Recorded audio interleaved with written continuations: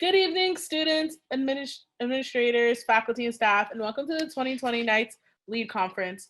The Student Government Association and Office of Student Engagement and Leadership are excited to provide students and the Newman community with a Knights Lead experience that is educational and empowering. My name is Alexis Roman, and I am a junior nursing major here. Tonight, Justin, do you want to introduce My name is Justin, and I am a junior. I'm a Knight majoring in psychology. Tonight, we serve as the evening student host. This year's Knights Lead virtual conference has been built with the goal to encourage us all to recognize our leadership and inner strengths and mobilize our knowledge and skills into agency in our community and world. We understand that throughout the world, there are social, economical, educational, and political unrest, and what is seen on television and social media is not distant for many members of the NU community, but it is part of our everyday reality. Okay, do you like it? In reverence for all humankind, SGA and OSEL wanted to be sensitive to the personal challenges members of our community face as a result of COVID-19 and the racial injustice that is faced by Black and Brown citizens of America. So throughout the Knights Lead Conference, we are powerful and proven leaders that will encourage our souls, enlighten our minds, and inspire our hearts to grow and persevere through challenges. Thank you for joining us.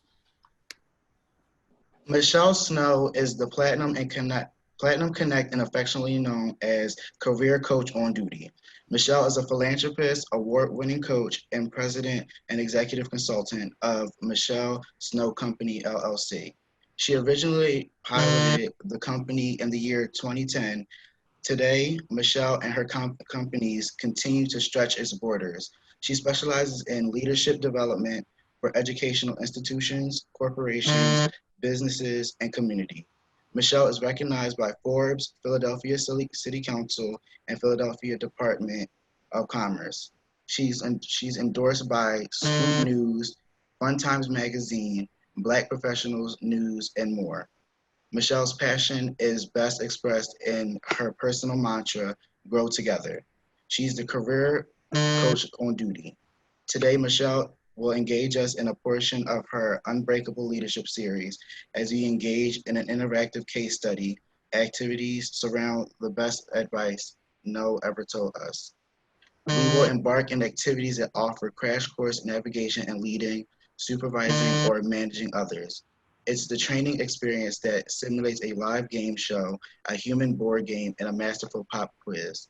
Today, leaders are not only required to manage deliverables and productivity, they must toggle between multi-genders, people behaviors, personalities, emotional filters, faith-based triggers, abilities, demographics, and personas. Let's grow with Snow. All right, is it my turn? I'm on. Good evening, everyone, and thank you so much for that powerful and amazing introduction. Let's go Knights. I have been waiting for you and eagerly anticipating being in your presence. So let me just take one moment and just extend my extreme gratitude. Thank you so much to Newman University, Mrs. Ryder, and the entire team of Newman University for having back Michelle Snow Company and affiliates. We have worked very tirelessly to bring you an intriguing and dynamic conversation tonight. We have a global hip hop artist, we have a world-renowned educator, we have myself, and we have you. So I promise you that if you stay tuned, whether you've got your Friday night cup of coffee, you have your Friday night sparkling water, your little snack, I guarantee you that you're in for a ride. So let's go ahead and get into it. Let's go to the next slide. First of all, this is a really good time for you to hold on to your imagination. And I want you to think very creatively. Just go on this ride with me. First and foremost, let's think back to our childhood days when we were a little bit younger, right? And for you, that was like might have been maybe 4 or 5 or even 10 years ago. Who was your favorite superhero? When you had to get to that movie, Who was your favorite hero? So there's a few of us here on the line tonight. Let's go ahead and take advantage of that chat box. Tell me, who was your favorite superhero? And then while you think about who your favorite superhero was, tell me a little bit about why, if you can. So let's take just a few seconds and dig deep into your imagination. Who was your favorite superhero? And while I give you a moment to go into the chat and to put in your answers, I do want to share with you that I have to say that Superman was definitely mine. One thing about a superhero is they've got that one strength that just makes them so special. And the fact that Superman could see through buildings and to fly to multiple places and get there quickly, because I used to have a habit of being late. So being able to get to places quickly and fly there, that would have been mine. So Mr. Washington, do you see any answers in the chat box? What are they saying over in the chat? Batman, we've got Batman, okay. Do we have any other feedback? Two Batmans? Superwoman, there we go, a little girl power in the room tonight. Another Batman because he's a normal citizen. Batman because he's a normal citizen, see? Flash and Wonder Woman. There we go, Flash and Wonder Woman, right? And so hold on to that, because that's going to be a very important part of our conversation tonight and where we travel on this journey. Sometimes we see these superheroes on television and through the movies, and we feel like we can never be so powerful. That's them. I want to say to you that you are special, that you are created with your own super strengths. There are things that you are peculiarly and destined to do and to be that no one else can do but you. Once upon a time, there was a little boy and he thought that he could run the world. Well, we've seen in the last 8 years that 2 different types of people have come on board, and they are now have now had the history of leading these United States of America. You have a superpower, you have a super strength, but it's important that you dig in and find out what it is. So let's go on this journey tonight. We're gonna move on to our expectations. You are in store for a treat. We have our co-facilitators. We're gonna go one more slide, Mr. Wesley Brown. Thank you so much. We have our co-facilitators, Mr. Richard Washington. He is an educator who has served over the last 25 years. Are you ready for this, Knights? Knights. He has served nearly 100,000 students over his career. So he knows all about the highs and lows of making it and getting through your college years and becoming your greatest self. Not only do we have Mr. Richard Washington, we have global artist and entertainer, Mr. Ohene Savant. He's been throughout this entire planet, having hits in Africa and in the United States, in the UK, and more. So you want to stay tuned to find out what Ohene Savant has to say for you. We've got about 5 quick topics. The first is, do you plan for an elephant outcome or do you plan for a chipmunk? How to be unbreakable. Tips for having a great employer. A little bit about the campus culture. How to overcome this pandemic, because even though we are still thriving and getting things done, we have to plan to overcome this pandemic. And finally, Mr. Brown, it's a wrap. So we're going to go ahead and move on.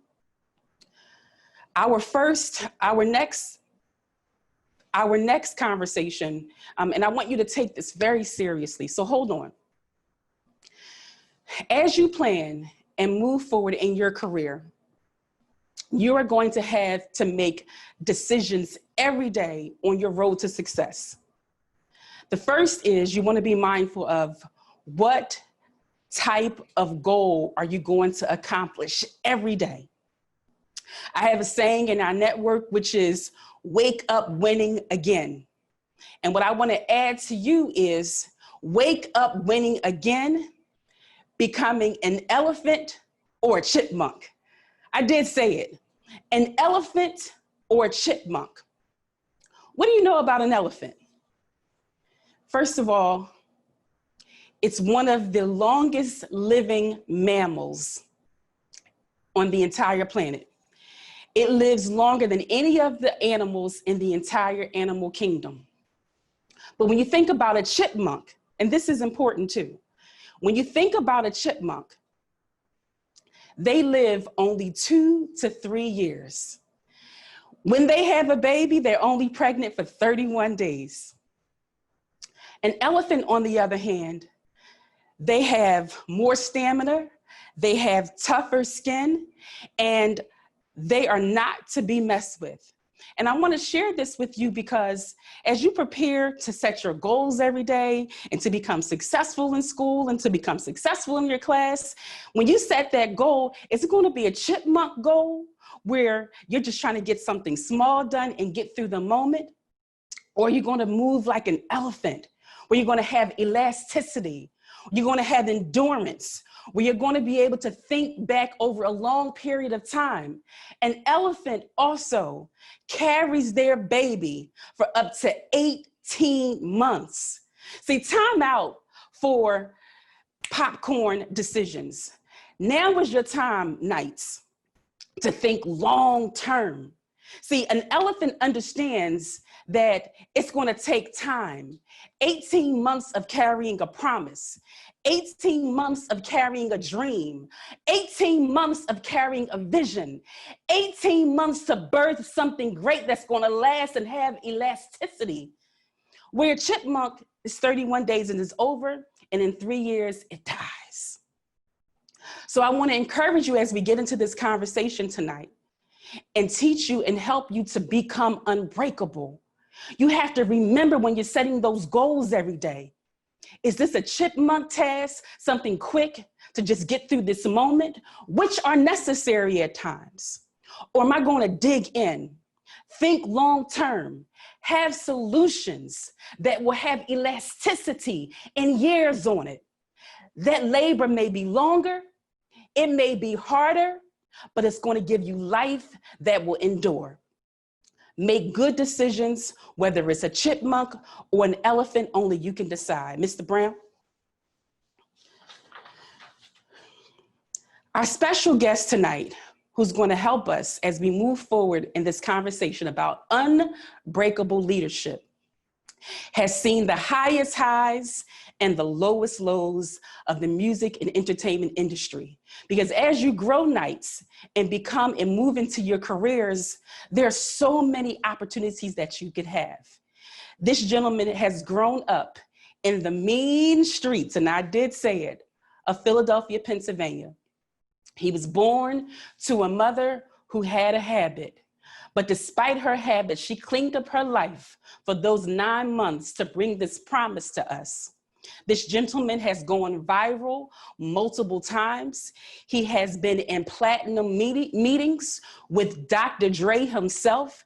He shook hands and has sat and has had conversations with LL Cool J. He has had many collaborations with the greatest and the legends of all times in hip hop.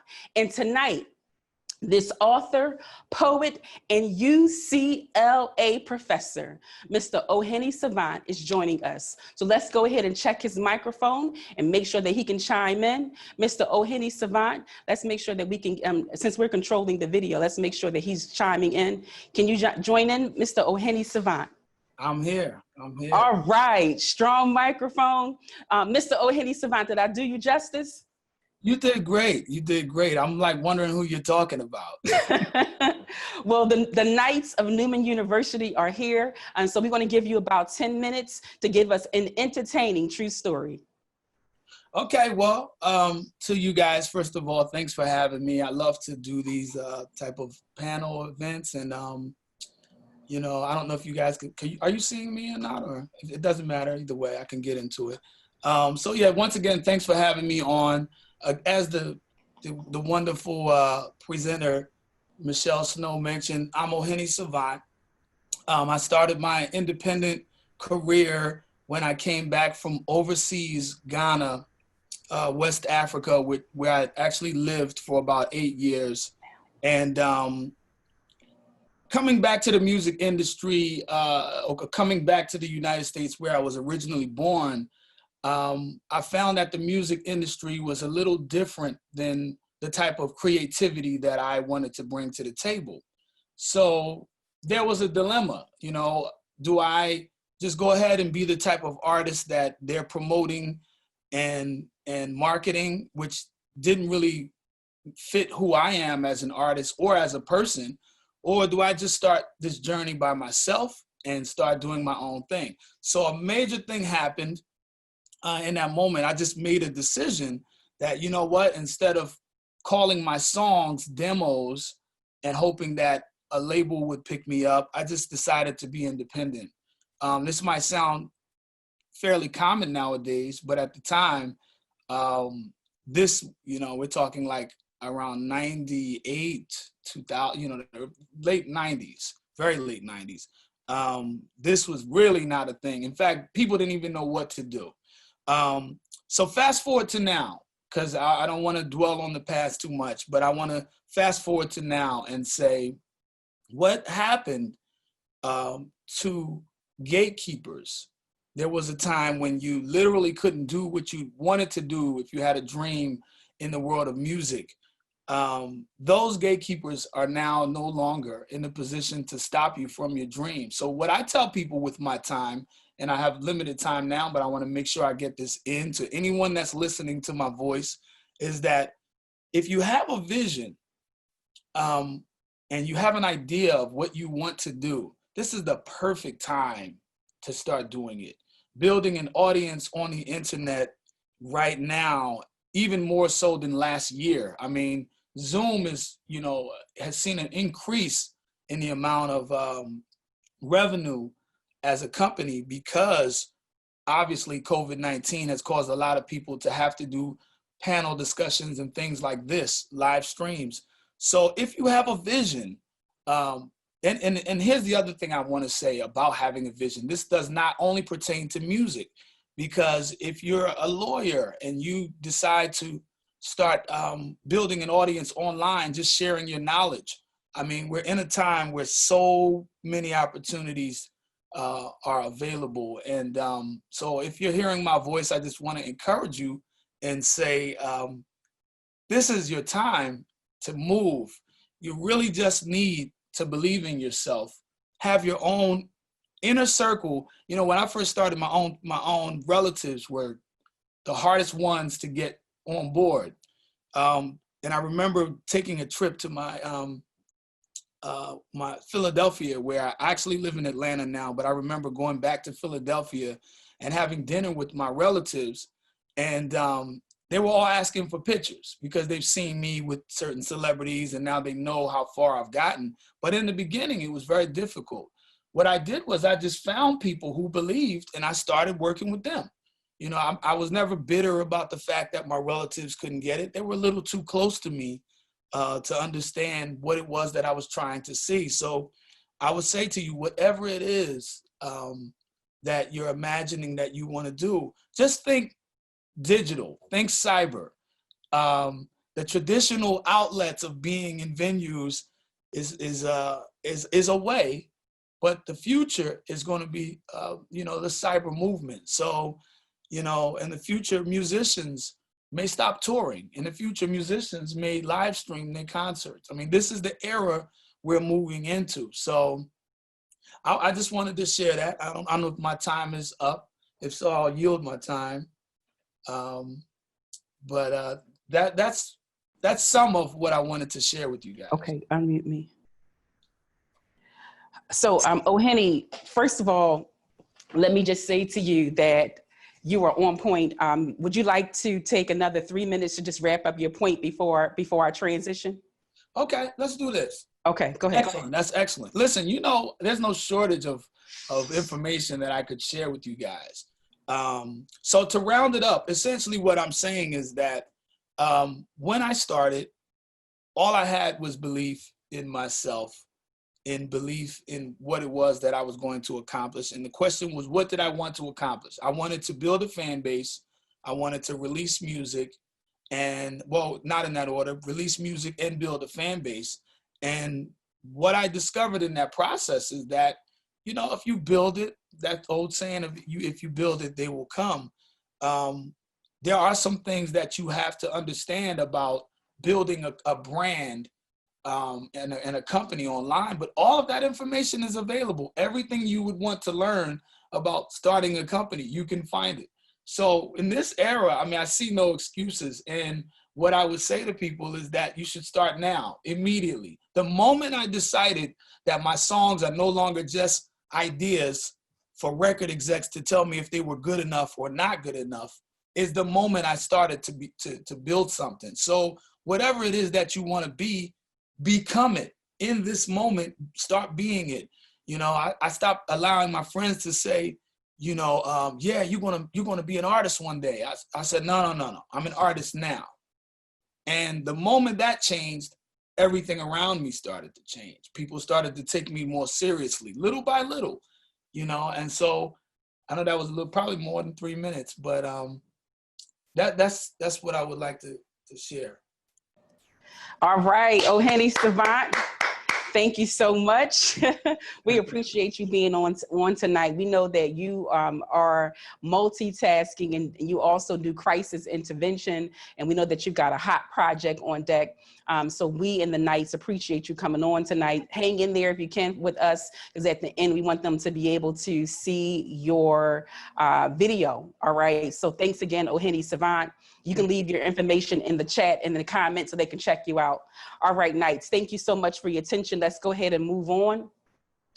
3 keys to unbreakable, not yet, Mr. Brown. So we have 3 keys to unbreakable leadership. And the first thing I want to really talk to you about is time. Sometimes when you get to a certain place in your life and you're in school and you're in college, everything feels like a hurry up now. You're turning a certain age and it's like, oh, let's get it done. But I want you to remember this example that I'm going to share with you.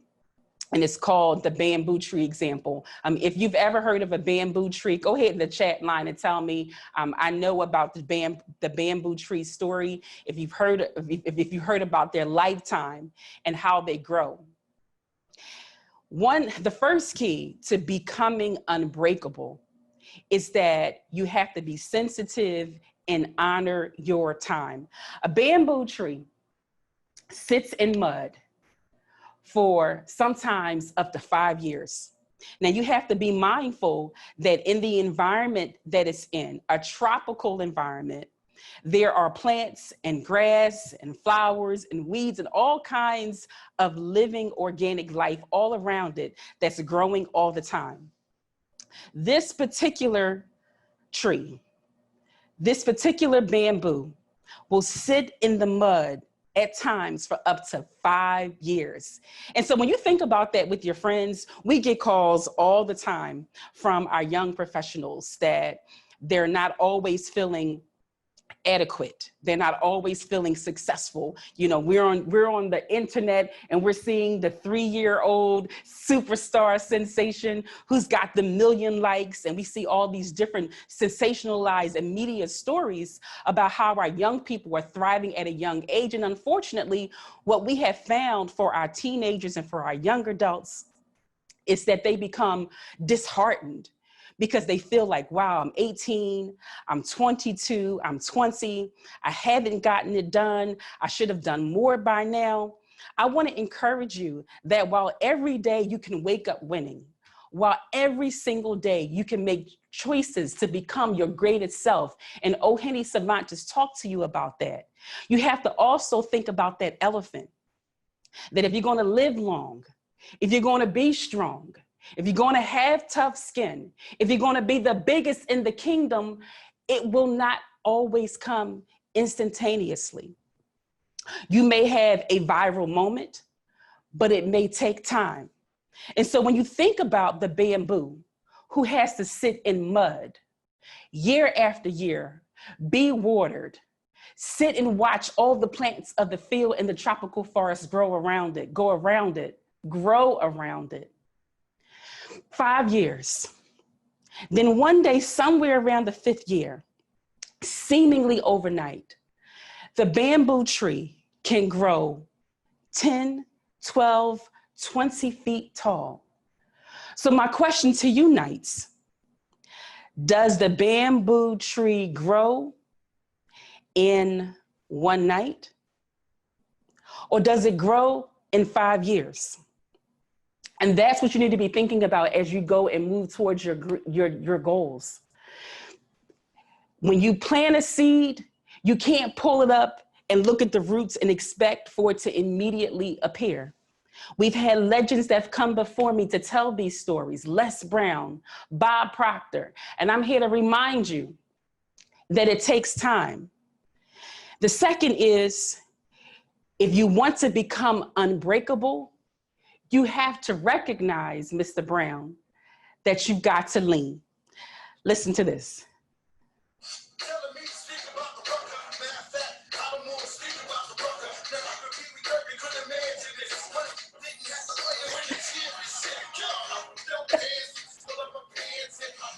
I did say, hold on, y'all. What? Hold on. All right, Mr. Brown. I wanted to make sure that you were awake. You have to be able to lean, and you've got to be able to be flexible. If you are so defined on this is how it's supposed to be, you're not open to progressive growth. You're not open to learning something different. You're not open like Fat Joe to leaning back, rocking a little bit. You're going to find yourself disheartened because everything is changing all the time. I mean, when you think back 9 months ago, who was thinking about a pandemic? We're here on a virtual Zoom. Last year, this time, I was in front of you in your auditorium, giving out money as rewards, shaking your hand, giving you hugs, right? Hanging out, eating lunch together. I didn't have a mask on. But in order to be progressive and to move forward, 1 year later, here I am in a hotel room with my crew, speaking to you through a video. Ladies and gentlemen, my kings and queens, knights, you have to recognize that even though you may be in an uncomfortable situation, it may not be fair. You may want to do something different. If you're going to be unbreakable, you must have the ability to bend. I'm going to move on.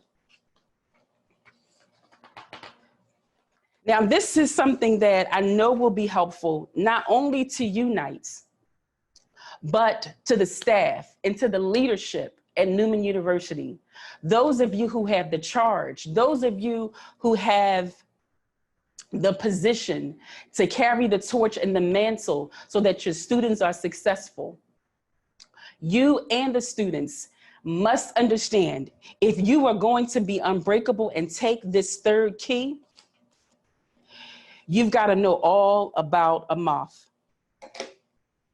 What I thought was so interesting about a moth is that it is actually the cousin, and some would say the twin to the butterfly. It looks the same, has a lot of the same shape. It comes from the same process, but it's different. Let's move on. Yep. So first up, when you think about a moth, both of them start off with the same process. The butterfly and the moth start off exactly the same. They start off both as a caterpillar above ground, going through the cocoon stage. But when it's time for them to get their final development, and this is what blew my mind. This is what blew my mind, Knights. The moth goes into the underground. It goes into the dirt. But the butterfly, it stays above ground and continues to get its nutrients on the tree above light, in light, I should say. And this is important because you have to ask yourself, well, what happened? Mr. Caterpillar, we were here growing together, right? What happened that you decided to go in the ground instead of staying above light to finish getting your development? And like the moth, this is what happens to a lot of us in our society. Maybe not you, maybe someone you know. What happened above ground in that caterpillar's process that it became so discouraged? It became so frustrated that it made the most unusual decision to go in the dirt to finish getting its nutrients versus staying in the light into becoming its best self. Ladies and gentlemen, my knights, see, this is what happens when we get a broken heart. When something goes awry, something fails in our life, one of the first things that we do is retreat. Go away, go into hiding. You go and isolate yourself, and you don't give yourself a chance to be around others and people who can give you nutrition. You go into a dark place. The moth has probably had some sort of disappointment, some sort of scare, some sort of setback, that it felt that the next best thing was just to go hide. The challenge is when you finish getting your development underground and in the darkness, away from friends, away from family, away from the staff at your school, away from the administrators or mentors, people who love you and want to see your best. When you develop in darkness and in isolation, when you see that moth again, it looks nothing like the butterfly. When you see the butterfly, man, it's beautiful, it's colorful. When you see a butterfly, you want to put it on your finger and let it fly into your life. You want to hold on to it, Mr. Washington. But when you see a moth, what's the first thing you do, right? You go, ah, get out of here. Oh my, you have no interest in observing and enjoying that moth because it's dark. It has a weird color to it. There's nothing beautiful about it. It looks like it may attack you. And see, when you develop in the darkness and you don't have enough light, you come out unusual in a way, and people may find you unattractive. And I'm not talking about beauty unattractive. I'm talking about your traits. I'm talking about your attitude. I'm talking about your skill set. Another tip about the moth is it has an unusual tendency to hide in plain sight. Now, this is important because some of you are going to work with a person who has a character like a moth. It may not be you, but someone you know at the job, someone you have to do a school or a class project with. This person is seemingly right in the room, but they still hide in plain sight. Maybe this person doesn't step up and get the job done like you do. They may be one who is looking to even copy and imitate some of your ways. They're right there, but they're quietly observing who you are to see what they may be able to get. It's kind of like a chameleon. The next is a moth has these weird little slippery tentacles. Like, so when you try to grab it and hold on to a moth, it's slippery. You can't keep track of them because their tentacles kind of slide off. Do you know someone in your life? Is there someone in your life that has the tendency that you just can't keep hold of them? Like every time you think that you know them, they change. This is important because you've got to be mindful of those who are around you. The last point, and this is, if we were to go back into my Janet Jackson days, if anybody here is a fan of Janet Jackson and you remember her, she had a song out and it was like a moth to a flame burned by the fire. My love is blind, can't you see my desire, right? A moth, sometimes it makes really poor decisions, even though it knows that the fire is no good for it. It knows that the fire is hot. It knows that if it goes into the fire, this could be it. But because it didn't get the proper nutrients, the proper training, the proper sunlight, it's so drawn to the wrong thing at the wrong time. So ladies and gentlemen, know the difference, whether you're going to be the butterfly in your life who has the light that people enjoy, or if you're going to be the moth. Mr. Washington, I'm going to bring you into the conversation. Let's go ahead and widescreen. First of all, I want to ask the audience, do you have any questions? If you do, please put them into the chat. Did you notice anything in the chat, Mr. Washington? So in the meantime, before we move in, our next conversation that we're going to spend some time on is, what will employers say about you or what may they be saying about you when you go into the workplace? Before we transition, what other skills that you want to add to this for 3 keys to becoming unbreakable? Well, so first of all, awesome.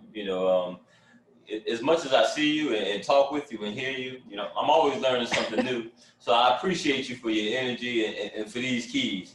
And I just saw a moth the other day too. So you're right. I was trying to get that thing too. So appreciate that.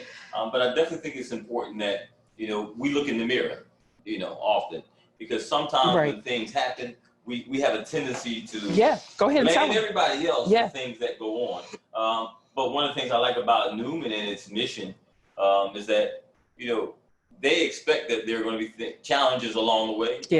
And it's okay, but to be honest about it and to do what it takes to correct it. So even as you go through, I think it's important to take a look in the mirror and figure out what those things are about you that's going to help you to be an overcomer, because you have to be able to bend. Again, bend and not break. And that's where that difference comes in. So taking a look in the mirror and knowing who you are and being proud of who you are, having some sort of identity and knowing that you're an overcomer no matter what. There you go. Excellent. All right, well, Mr. Washington, thank you for that transitional break. So here we go. Let's move on to what employers say or will say about you. Now, here is where I'm going to be able to kind of take some time to prepare you. Understand this. My background is human resources. I worked in corporate America for many years. I worked in Citizens Bank corporate office, the Pep Boys corporate office, Aramark corporate office, Merck corporate office. I have been and seen and done that. PNC Bank corporate office. So when I tell you I know what employers say, when I know what happens in the workplace, I need you to dig deep and stick with me on this ride, because I'm going to tell you something that's going to change your life. When you prepare for that professional job interview, for that career search, you must remember, and Mr. Washington, they better get this. This is important. You must remember that these employers are people just like you. They have issues like you. They have hard days like you. They have isms like you. They don't like your boss like somebody who you might know. Not you, somebody down the street, not you. This is critical because oftentimes you as the candidate for the job, all you have oftentimes is a very selfish mentality. Let me make sure my resume is right. Let me make sure I'm on time for the interview. Let me make sure that I've memorized my accolades. Do I have the right questions to ask? And that is a good start. I want you to be aware that you're working with people who have issues and who have challenges as well. So you want to be sensitive to the person who you're interviewing with. Make sure that you greet them, that you have good energy, because one of the things that they're looking for in a candidate, you can move on to the next slide. You can keep my video up, but I want you to move on. One of the first things that they're going to be looking for in the search is, what school did you attend? This is important because you are already being judged through a search engine optimization about the school that you went to. You're being judged from the beginning. What school did you go to? Because if you're going for a certain type of career, they want to know, how did that school score in it? So that's the first opportunity for you to make an impression being a part of the Newman University family, because that school has a good reputation. They're also going to be asking you, when did you graduate? Now, here's something that some people probably don't want me to tell you. As a human resource professional, sometimes what we look at is how old you are. Now, it's not legal. It's certainly not something that people will admit to, but I'm telling you that they do look at your age. You say, well, how do they look at your age? Well, sometimes they try to figure out, is it on your resume? When did you graduate from school? What year did you graduate? Now, because of social media, they have the opportunity to get into your business and find and look for your digital footprint on the social media platforms. Now, some of you are saying, no, not me, Miss Snow, because my site is private. I use a different name. They won't be able to find me. And Mr. Rich, back in the day, a few years ago, before technology stepped up, they would have been able to say that. But here's what I want you to understand now is the big boy companies, those who have a large marketing budget, they have accounts and relationships with platforms like Twitter and social media to break through your accounts, to find you through facial recognition and other codes to be able to see who you are. So having a private account means nothing to the big boys on social media when you go for those Fortune 500 and Fortune 100 jobs. They are going to find you and see what you say and how you show up on social media. Now, here's the challenge. There's a few of you who say, that's exactly why I'm not on there. I don't put anything on social media. I look, I do my search, but no, I'm not on there. I keep my business to myself. Okay, as an employer, now they're saying we have been through every major platform. We've been on Twitter, we've been on Facebook, we've been on Snapchat and everything in between, and we cannot find anything about this particular night. Now, what you may say is you're protecting your privacy. I'm telling you, as a career professional and as a human resource provider, that makes us nervous. Because now we're saying, wait a minute, if there's nothing about this young person online, what do they have to hide? Now, you may be totally innocent, protecting your privacy. But the mindset of the employer who's about to pay you $50,000 a year, $75,000 a year, $125,000 a year, they want to know a little bit about your business, who you socialize with, who do you talk to, who are you connected to, what kind of comments, now catch this, Knights, this is critical. What kind of comments do you make in your social media feed? What do you say to others when you're engaging them online? Now, here's where some of you may get nervous. And Mrs. Ryder, this is not to scare your students because we're going to encourage them. But to be encouraged, you must be aware. The other part of what employers say about you is this someone, Mr. Washington, that I want to go to lunch with? Now, I've got to tell you all, let me do a time check. You want to be the person on the team because this pandemic won't be always. We may go into a hybrid community. You may have special holidays where you go into the office or deal with your professional colleagues in person. Are you someone that they can eat and have lunch with? Now, why is that important? People who work with you want to feel some sense of camaraderie with you. Now, let me just take 91 seconds here and tell you about the biggest mistake that I made in corporate America, all right? So when I worked in corporate America and I worked in all those jobs, I did not like to make friends at work. I didn't want people in my personal business, Mr. Washington. I didn't want people associating, knowing how I live in the weekend, because my thing, this is my job. Let me do my job, let me make my money, and I'm going home. The challenge with that was they felt like they couldn't trust me because they didn't know anything about me. Why won't you sit with us? Why won't you talk with us? Why won't you tell us anything about your weekend? Why don't you respectfully even ask, well, how was my weekend, right? So what I want to say to you is it's critically important that when you are in the workplace, that people don't feel afraid of you, that you may be hiding something or holding something back. The last point that I want to make is ultimately that leads to, can you be trusted in the workplace? Can you be trusted? Number one, can they trust you with their safety, which is real nowadays? You have seen a lot of the stories where there has been workplace violence. Number two, can they trust you to get the job done? Are you a person that keeps your word? Do you keep a commitment? Can they trust you with their information and their data and even their workplace secrets?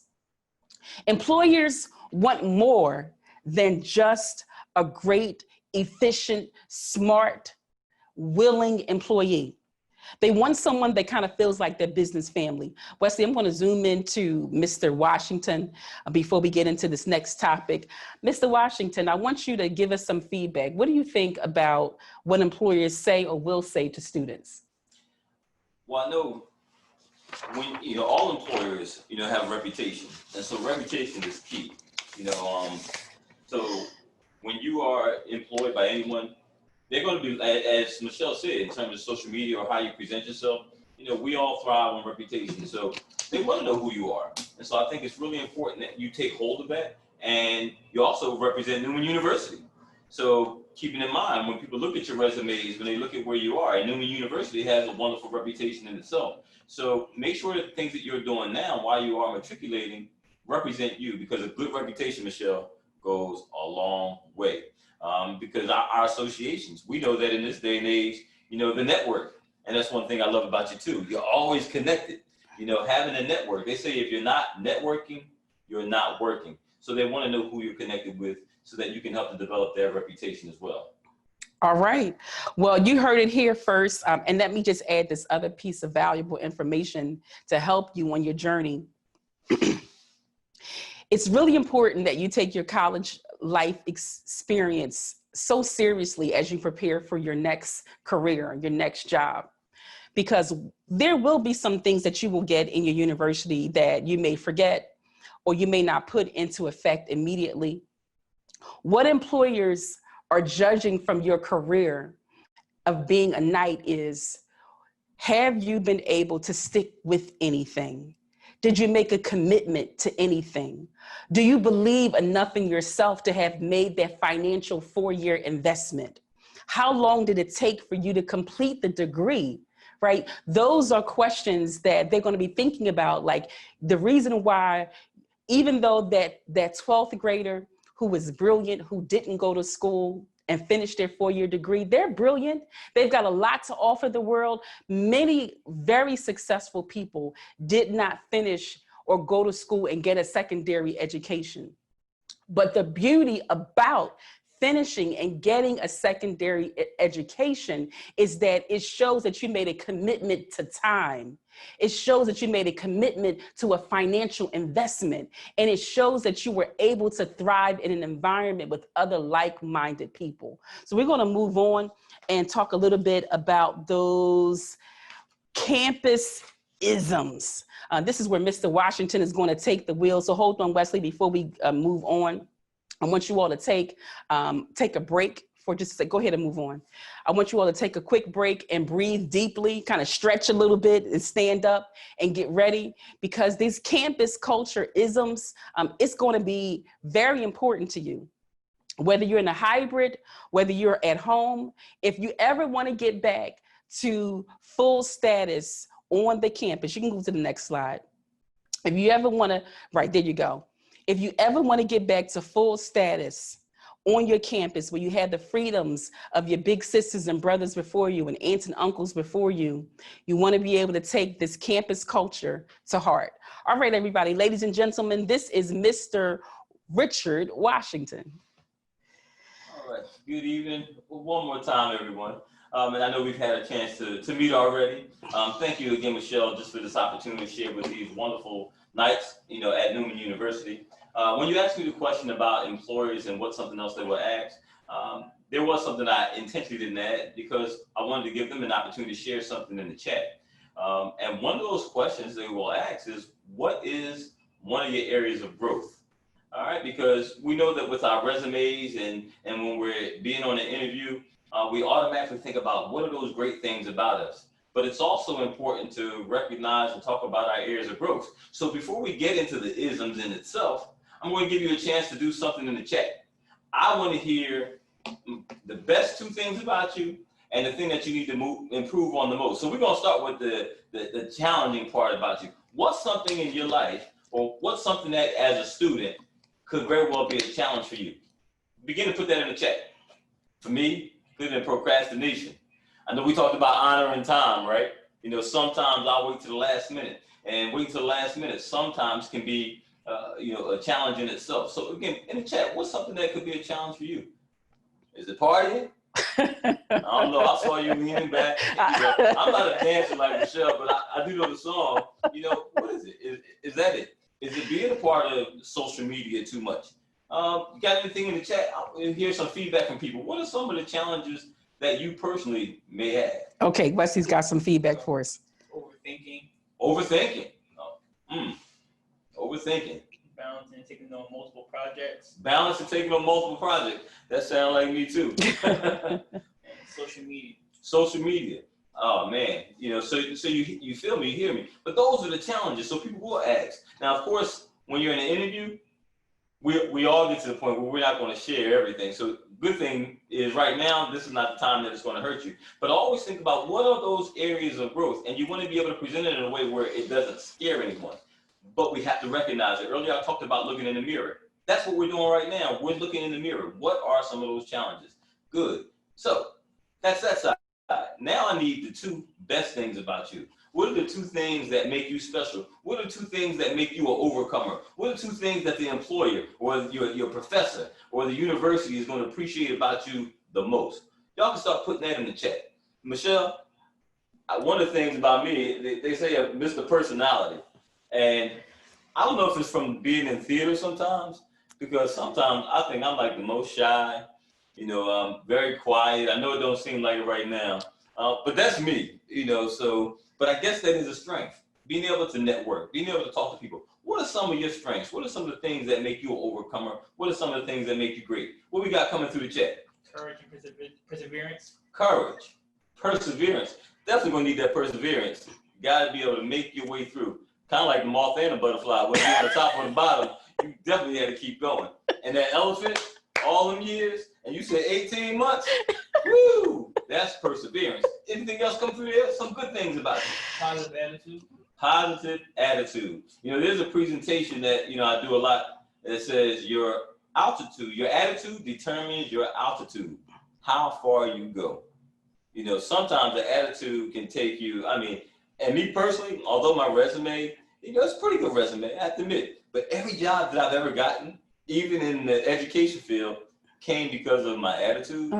Before the resume came, they got a chance to meet me, and it was the attitude that did it. You know, so I'm glad I had the resume to match it, otherwise they would have fired me. Anything else come through there? Trusting myself. Trusting myself.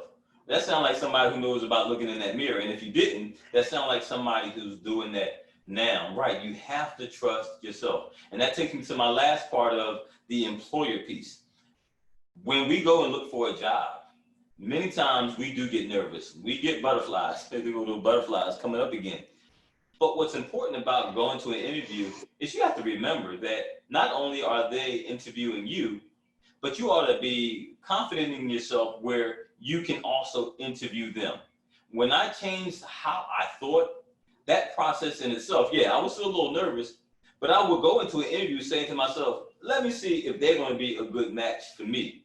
That alone changed, you know, how I spoke. I was able to speak with more confidence, no matter how quiet I may have seemed, but I wanted to make sure it was a match, because they say on Mondays it's the toughest day in the world for most people in the job field, because they don't want to go back to work. But if you're at a place that you enjoy, you're living out your passion, living out your dream, work doesn't feel like work. So I'm glad that you guys have those good things about you. And the reason why I asked for 2 things versus 1 is because there is more good in you than not. We know our society, we're raised, and even if we're listening to the news and all that kind of stuff, there's just so much negativity. I believe the news is about, you know, maybe 70% negative and only 30% positive. That's too much. That is. But if we look at realistically what goes on in our world, in our society, it's reversed. It's probably about 70, 80% good stuff, but we don't talk about it. We don't know about it. So make that one of your challenges too. Always demonstrate that, hey, there is more good in you. Now, will you make some mistakes? Absolutely. I still make them. So that takes me to these isms. And we talk about culture. When we talk about culture, culture is a way of life. So being a Newman student, It's a way of life. Being a Knight, there is a way of life that even Newman accepts. And even when we think about the word isms, there's all kinds of isms. All right, we know we're talking about current issues, and we're not getting to that because we know racism, that would be a topic in itself. Bipartisanship, topic in itself. There's socialism, there's even baptism, and here's one, I dare you to put in the chat, supercalifragilisticexpialidocious. I don't even know how to spell it, but we can put an ism to anything. But I have one for you today, and if you use it, you got to make sure it came from Richard Washington. It's Newmanism. All right, Newmanism. That's the culture we're going to talk about today. But in order to be able to talk about Newmanism, the culture, the way of life, you also have to understand and know what the mission is of Newman University. You have to understand its core values. So, in the chat, again, give you an opportunity to participate. And don't be cheating. Don't be asking Siri and asking Google. I want to see. Don't ask Alexa. Don't ask Alexa. Don't ask Alexa. Yeah, No. I probably can hear Alexa because she speaks pretty loudly. What are some of the core values of Newman University? Because that's going to help you to understand Newmanism and the culture that should be represented in Newman. If I could sing, I would sing that Jeopardy song.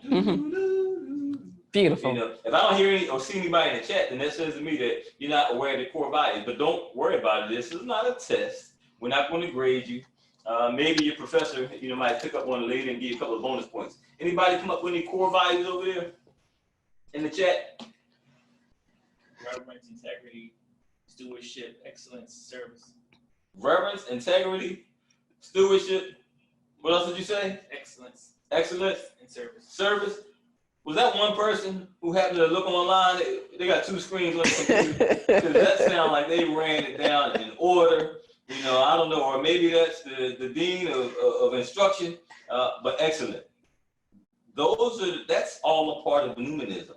And if we break it down again, and if you haven't taken a look at it, make sure that you do. Because if you want to know the culture of Newman, if you want to know the expectations, and if you want to be great where you are, know what that culture is like. But I also challenge you, once you matriculate and graduate from Newman, of course, always be a part because service is extremely important. But no matter where you go, recognize what the ism of that particular company might be, that organization might be, to make sure that it's a match for you. So if you're at Newman University, I'm going to look at it because I'm not a student, but I really appreciated what I read. And I know I'm going to use this in several places because it is important. So first of all, the mission statement itself, it reads, Newman University educates a diverse community of learners based upon the belief that knowledge is a gift to be shared in the service of others, and that learning is a lifelong process. Michelle, there's a couple of things that I really like in there. All right, well, first of all, it educates a diverse community of learners. So in order to learn, you have to desire to be taught. There's an expectation. You can't just be present and learn, all right? It doesn't mean you have to be the greatest note taker. It helps. But you have to desire to be a learner. And so this is a community of learning, which sounds to me that those Knights are over there learning, all right? Indeed. And then the second thing I like, of course I like the whole thing, but there's two other things. One, share in the service of others. I mean, for those who know me, I have a nonprofit organization too, and that's what one of our goals is just simply to serve others. So, I love being a part of organizations that like to serve people. And then the last part of that, which, Michelle talked about a little bit earlier too, is that it's a lifelong process. It's a lifelong process. It's not like that chipmunk. And I have to admit, when I first looked at the pictures, they used to call me a chipmunk. No, they did. They did. I'm gonna tell you why. They said I was always short and cute. All right, and I guess they still say I'm short and cute. You are definitely cute. I don't know, but I've grown. I've been drinking milk. There you go. So I'm getting there. All right, but it's a lifelong process. So make sure that you understand that, because that's part of the culture. That's one of the isms, the Newmanism, making sure that we do things for longevity. All right. Then we talked about the core values, reverence. All right, and there's a couple things in there, and I talked about one of them earlier. Being honest. Being able to speak the truth, all right? Reverence, are you reverent? Do you desire to be? It doesn't mean you're 100% going to be perfect, but that's a part of that culture. Hopefully that's you. Now, I'm going to give you a hint too, that by the end of this, after we talk about these core values, I am going to ask you to put in the chat which one fits you the most, all right? Now, we know culture-wise, And in the climate that they want to do in the university, it should be all of them. But I want you to think about the one that fits you the most. So again, when we talk about reverence, celebrating relationships as brothers and sisters, that's community. So not only is it a community of learners, it's a community. That sounds like extended family to me. I'm not going to get into that because that's something that I'm very passionate about also. Reverence. We create a compassionate, welcoming, and reconciling community. Again, that sounds like, hey, we're inviting. You know, it goes back to being diverse, but we want people to feel at home. And reconciling means sometimes that there may be things that happen, but it's okay. What do we do to get back together? Oh, I love it. That can be, again, that's a topic all by itself again. So reverence, is that something that you have? That's a core value. Integrity. What does it say about integrity? All right. We act fairly. We act honestly and ethically at all times. Not sometimes. All times. All times. All right. And so I have to work on that one too. Because if I decide to go to Newman, I want to make sure that I got to the all time. Because we can't have you in the principal's office or the dean's office in this case. Do they get detentions or do they suspend? I know, you know, as a principal and as a climate manager and those types of things, that's what, I don't know what happens in universities. I never got a detention, you know, at the school I went to. All right. But we want to make sure that we demonstrate integrity at all times. Service. All right. One of the core values. We serve with humility, compassion, and love. There's a song, Michelle, I'm not a singer either. So you say. I have to give it to him in my deep voice. What the world needs now. What's the next part? Anybody know it? Is love, sweet love. Oh, you did know it. Okay. Somebody might say I'm aging myself. All right. What the world needs now is love, sweet love. And absolutely. So in that service, showing compassion for others, all right, and showing love. And we also challenge unjust structures and work for social transformation. Awesome. And there's a lot of that. We need that, you know, no matter where we are in our lives. All right. Even in our own homes, sometimes in our own communities. So again, we're still talking about Newmanism. You know, again, the culture that Newman expects and that you're going to help to create. All right. And we embrace service as a lifelong commitment. There's that lifelong thing again. It doesn't sound like anything is 3 years with Newman. Right? That's right. So I like that lifelong piece because, you know, we want, when things are embedded in us, it becomes a part of us, and it is a lifelong journey. Just these last two I'm going to talk about is excellence and stewardship. And again, think about which one fits you the most. Excellence. We perform to the best of our ability and the responsibilities entrusted to us. The best of our abilities. Don't feel down if you are not always number one in your class, number two. Everybody has different strengths. And earlier in part of the mission statement, we talked about having a gift. You know, if it was a math class, I might not be number one, you know, but I might be somewhere from 1 to 15. Hopefully it's a class of maybe 30, all right? But if we get to history, I might be closer to that 28, 29, 30, but I've gotten a whole lot better. But I know no matter what class I'm in, I am always going to give it my best. And when you give your best, you can be proud of what you accomplished. But that best comes with that effort. And effort means that you're doing something. You're trying. We only fail when we give up trying. So make sure that you are moving in excellence, that you're always trying. We care. So we practice cooperation rather than competition. And I love that because none of us in this world alone. Sometimes we might feel alone, but we're not. So that's right. The more we cooperate with other people, oh man, it's awesome. And it says it's not a competition. But Michelle, I learned this about Newman too. Okay. They have over 20 NCAA athletic teams. What? All right. So that's a different type of competition because I'm sure when they walk in, and, you know, they're definitely competing. But when you're on campus, but even when you compete against others, you're going and represent Newman as a team, which means you have to cooperate with one another. You have to build trust with one another. You have to make sure that extended family is working together. So again, we talk about what that means in being in excellence. And then the last part of the excellence in those core values, it says, we foster academic achievement through a strong teaching, learning community. That goes right back to that mission statement alone, all right? That we, you know, Newman supports a diverse community of learners. And so awesome. And this last piece is the stewardship, the core values. We receive gratefully, use carefully, share generously the resources available to us. So again, resources. There's an activity I do sometimes. I don't know. I think you did it with us once too. We use lily pads, and I'm not going to go into that, but it's all about resources. Right. And I know I gave you a flashback. I'm sorry. But we just talk about being able to use resources. That's something extremely important. if we don't use our resources, we sometimes make life a little bit more difficult. Your resources are your fellow classmates, your teachers, the service that you have online. So make sure that you're using your resources, but not only are you using them, that you're sharing them, because that's a part of stewardship. All right, we share. We don't keep it all to ourselves because we want to help each other to move forward.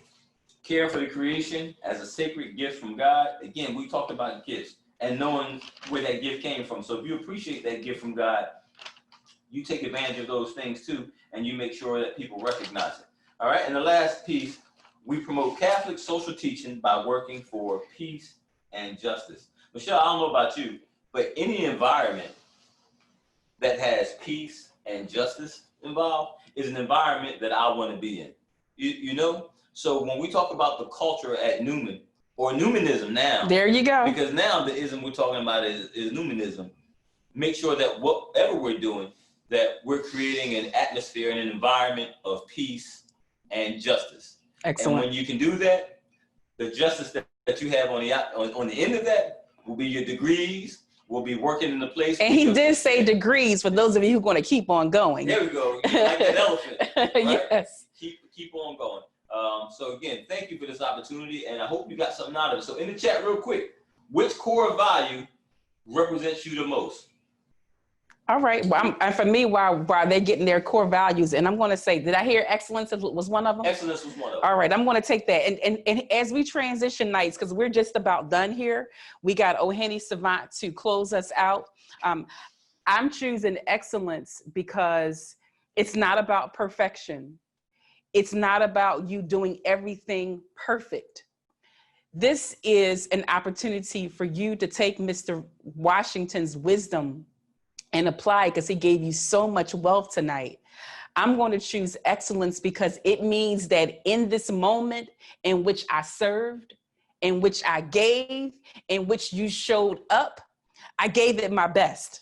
And keep in mind, the best may be a little bit flawed, because I've been told that some of the greatest wealth when it comes to different artifacts they are so wealthy, they are so defined, and they are so precious because they have unique flaws, they have unique cracks, they have some damage to them, which made them become so great. So Knights, ladies and gentlemen, you can go to the next slide. As we wrap up tonight and prepare to bring in Mr. Savant to take us home, it's time to think about how you take all that Mr. Washington said, the testimony of Mr. Savant, those 3 keys in leadership, thinking about the moth impact, and take that and move forward in the possibilities beyond the pandemic. This is only a short temporary season in your life that you'll be able to write best-selling books from. This is critical for you. And I want to encourage you to dream big. Just be ridiculous.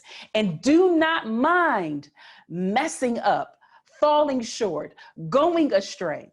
Let's go to the video. I want you all to take a moment, hold and let me thank Newman one more time, but let's go to Oheni Savant video, the one that we have. I want you all to hear, pause it for 1 second. I want you all to take this moment and take this musical break with me, because Mr. Savant actually took the time to admire someone else's genius. He took the time to enjoy somebody else being great. And if I was to add a 4th key to becoming unbreakable, it's your ability to recognize the strength, the genius, the power, and the greatness of someone else, and recognize that if you light someone else's fire, it does not take away from your flame. Boom, shakalaka, boom, okay? I'm gonna take that and give that gift to you tonight. You can still be just as bright. Your fire can be just as hot, even if you give someone else a piece of your light. And Mr. O'Henny Savant took time to recognize the genius of one of the greatest of all times and did his tribute and his spin to it. So Mr. Savant, can we bring you back on the line? Yep, I'm here. All right. So we're going to let you take us home and talk a little bit about your Michael Jackson tribute and any other value that you want to give to the Knights before we close this presentation out tonight. It's in your hand, Mr. Savant.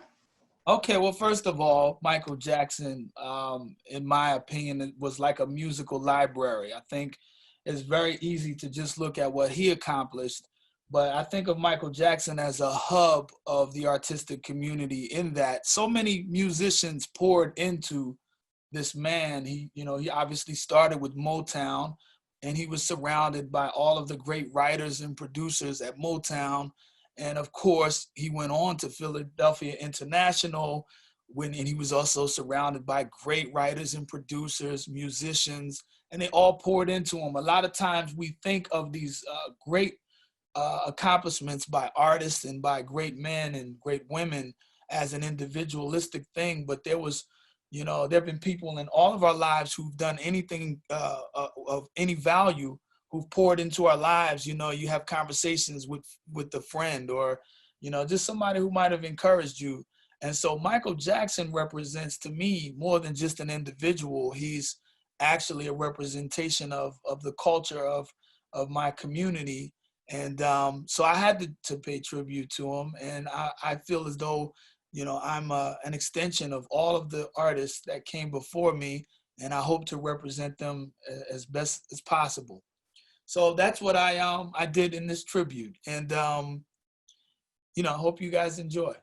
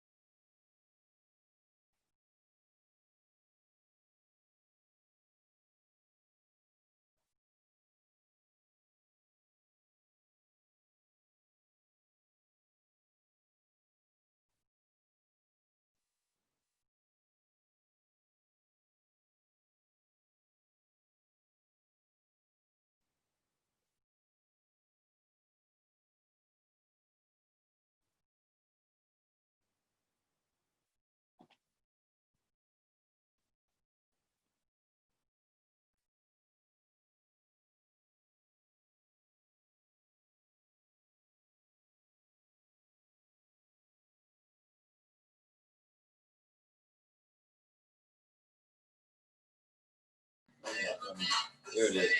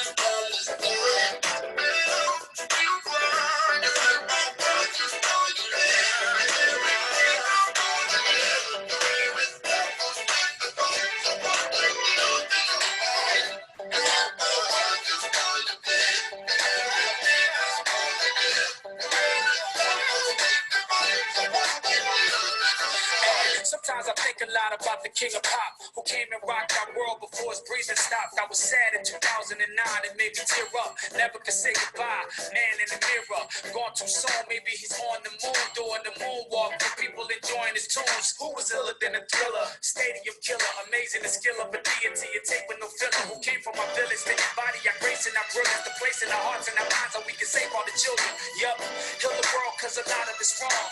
I do my part in less than a 5-minute song. I wish you genuine love, like mine cause it's strong.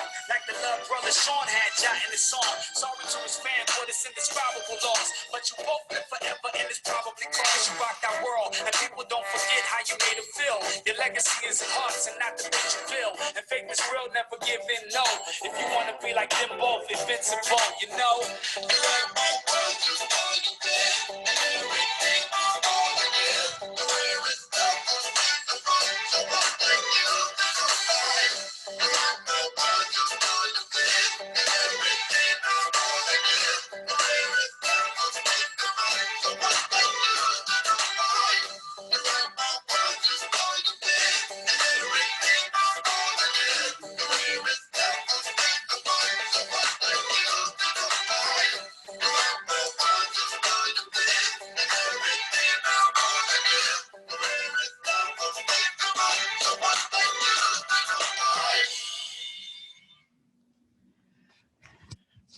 There you have it. There you heard it here first. So let's go back to my thank you slide.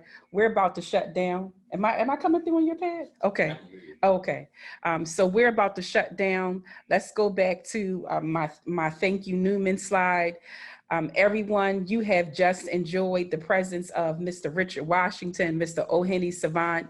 Ohene Savant, do you want to give them any last words about how they can reach you? Yeah, everybody, everything is at Ohene Savant. That's OHENESAVANT. And I just put a book out on the art of rap, teaching people how to rap. I taught this at Temple University for like 4 years, and I finally put it in book form. So make sure you check out my book, Becoming an MC, The 7 Principles of Rap.